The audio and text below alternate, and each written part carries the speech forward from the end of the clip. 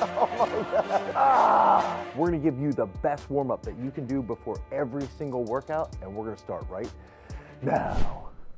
So we are here with Doc John from Mobility Doc, and Doc John plays an absolutely key role in what we do at Garage Strength. He's probably one of the most important keys behind keeping everyone healthy at Garage Strength, especially our elite world-class athletes. He works with Haley Reichert, Sam Mattis, Jacob Horst, and he's spent a lot of time and effort developing them. So John is going to give us that specific warm-up. And I know I've seen Rudy Winkler doing this at the World Championships, or doing warm-ups specifically built by you. I sort of wanted you to tell us in 60 seconds, why should people warm up? So the reason that you should warm up is because what you're trying to do is you want to get the most out of your workout, and you want to be as powerful as possible. And how are you going to be powerful if you can't move freely? So at Mobility Doc, our basic premise is you need to move freely and easily. If you're going to be throwing a shot put, a discus, if you're going to be lifting weight up over your head like a snatch or a clean and jerk, you need to be able to move freely and easily. So the key parts that we found in order to get the most out of anybody's workout are the shoulders, the spine, and the hips. And we have a few exercises that work for almost every single person. They come in with shoulder pain, back pain, hip pain. If you can do these well and do these movements often, it almost guarantees your success in your exercises and your lifts and in your sport. My whole hip's already in pain. Like right here, I feel like my whole glute's gonna tear out. All right, John. All right. I don't want this to last too long because it hurts. All right, so this first exercise we're gonna do is thoracic rotation. This is big for hips, spine, and shoulders, and I'm big about doing movements that get it all in one. So what Dane's gonna do is he's gonna have his top leg up at least even with his hip. His bottom leg's going to be straight and back, so that way it's extended at the glute. And he's going to then... That's causing me cramp in my left lat. Well, you're holding it too long. He's going to come over, and then he's going to rotate this way across his body. And you would normally do this for about 10 repetitions. Would do this on each side. And we usually tell people 2 or 3 times, 2 or 3 sets of 10 reps. And it's really important to pay attention to left and right, because if you can't spin like this, and say the movement you're going to be doing in your sport or your session is going to involve rotation, if you can't rotate freely this way, that's friction, that's lost power, that's lost potential, and Dane hasn't fully lost all his potential. and he's claiming it back. I want to go back to this side. Yeah. So if I get set this leg straight, this leg's at like 90 degrees here. Yep. And then I'm here, come over. Yeah, and I like holding the leg down with the other hand, especially if you're tight, because you can actually like kind of counter pull through your shoulder. Okay, so like and pull this way almost. So you're kind of like opening yourself up a little bit more. What do you think it would be like? I almost feel like my glute is, which is ironic, I almost feel like my glute is tighter than my shoulders. I don't know why I feel that way. Yeah, well, that's the thing about this movement is you might even feel differently depending which side you're doing. And like the big thing with this is you're gonna feel it where you're gonna feel it. You're gonna feel it where you're tight. So like the key would be like knowing where you're feeling it, like you feel it on your glute. And then this is a glute exercise or stretch for you more than anything on this side, because you also drop so much further on this side than the other. So this hip might be tighter, but we're going to do another movement to address that too. So we'll systematically kind of break down shoulder, spine, and hip.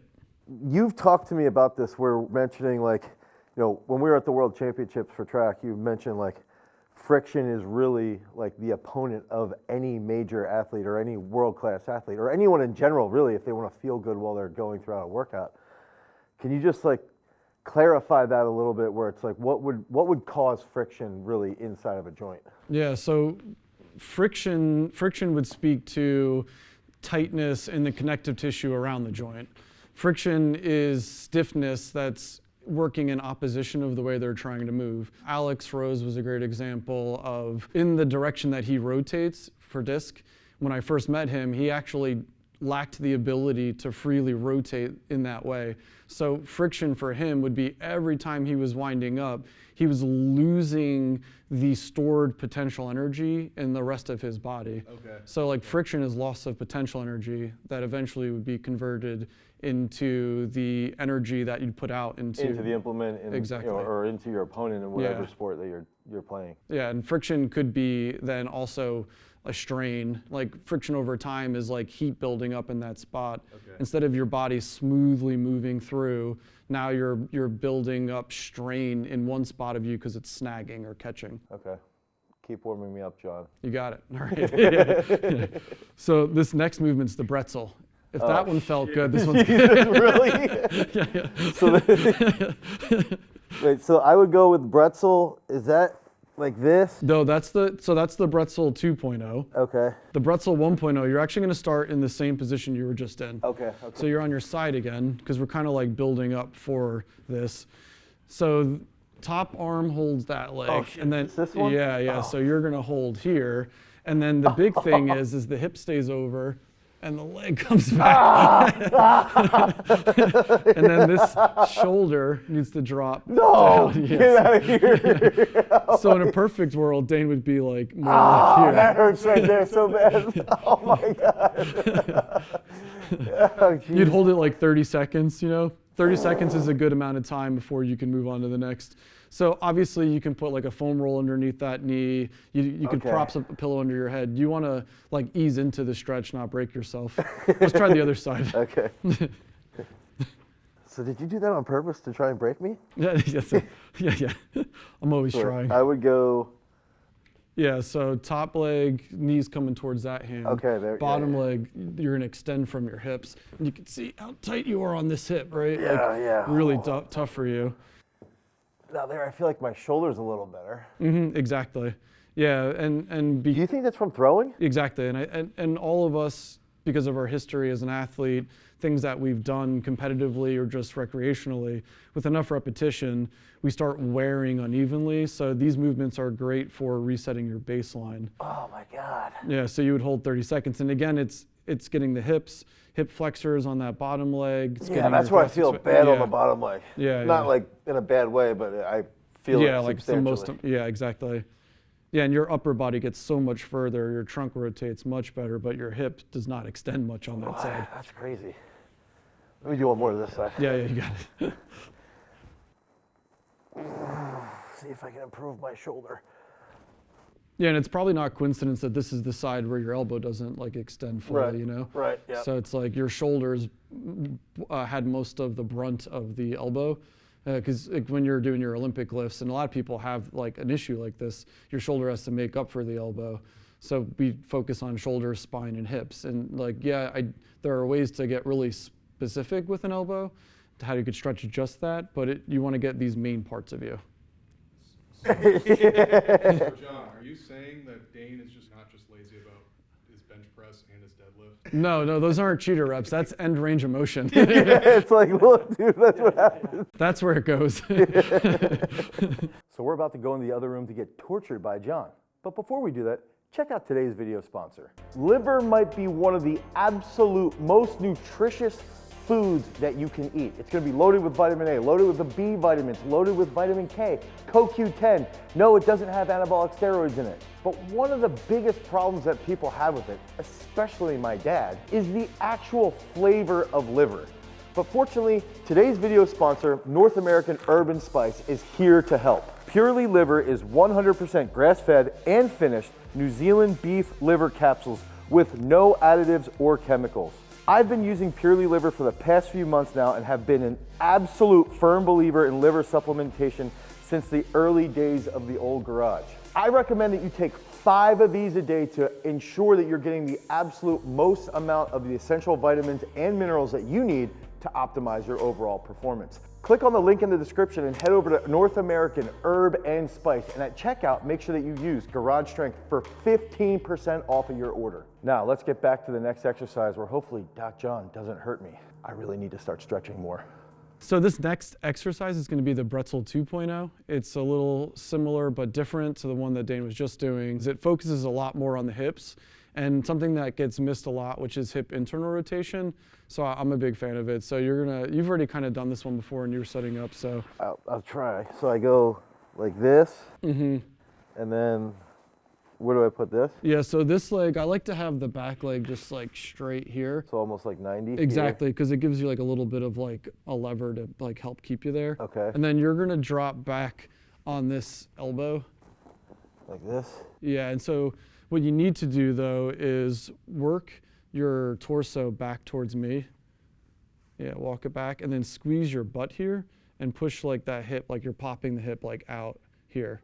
Exactly. And then you can work further back depending on how it feels on this top leg. Which side was your rough side? On the other one, it was my left hip.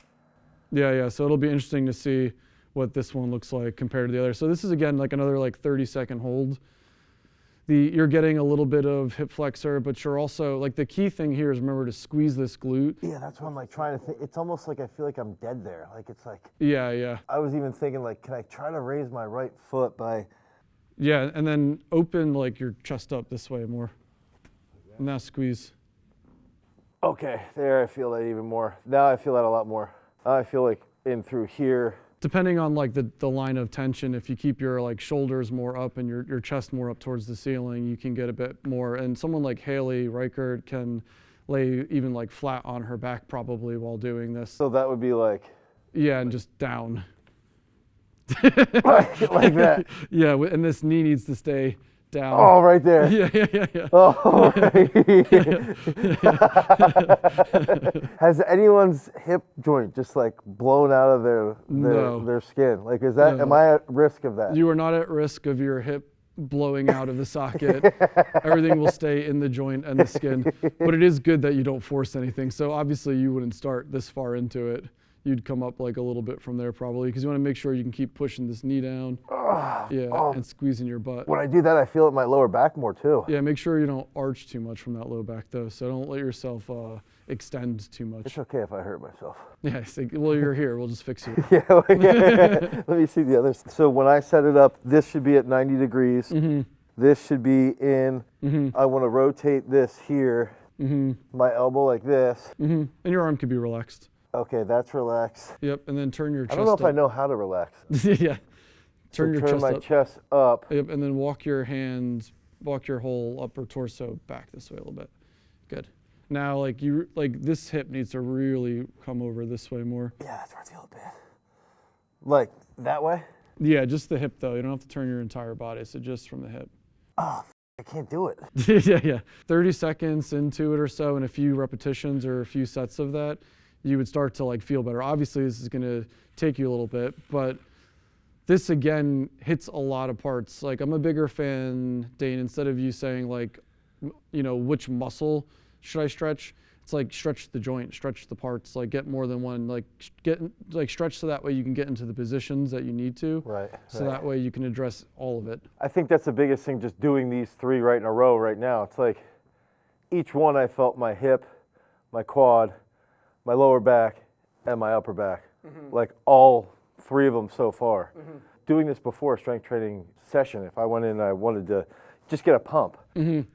I feel like I'm gonna just be a little bit more aware, like have a little bit better mind-muscle connection, as I'm getting into training too, because mm-hmm. I'm just gonna have that heightened sense of awareness from hitting better positions. Yeah, exactly. Yeah, and then if you're trying to be a bodybuilder and get the most out of it, you need to get the most distance through the movement that you're doing. So if you're tight and inflexible and you're trying to like go through a deadlift, but parts of you are like limiting how far you're getting, or bench press, then you're not going to get as much bulk and hypertrophy, because how can you get all of that strength or all that power if you're shortening the distance that you're moving? Right. So this makes sure that you can go through the full range. All right, so we started off with the first exercise was the thoracic rotation. The second exercise was a Bretzel 1.0. Then we did the Bretzel 2.0, and now we're going to get into the last one before we would head into a big workout where John would bench 135 pounds and I would bench 405 for 5. God, what a dick. Yeah. and that'll be, what's it called? The twisting bear. The twisting bear. Yeah, so I like this one because it's going to be torturous for Dane, but also because after doing all that like passive and somewhat movement flexibility work, this kind of helps put it all together. This is like finishing the idea of priming your body. Now you're more flexible. Now it gets your body and the muscles to like own that flexibility a bit. And it'll probably raise your heart rate. Exactly. Yes, it will. You'll tell us. You have your watch. Yeah, that's true. Let's get the heart rate up. So if we go here. Yeah, so you're gonna be in a plank position, like fully out in a plank position. Like this. Exactly. And then you're going to, I have to hold the plank when I rotate? yeah, yeah. So I'm going to go here. Yep, and then step this top leg up and over, squeeze through your glutes, extend fully Oh through my, here, there's what? push through that shoulder, and then come back over. And then the other side, you're gonna step over, twist through your hips, squeeze. Oh, I can't squeeze. Yeah, and you can see where the shoulder, again, is more limited on this side. Oh. And then back.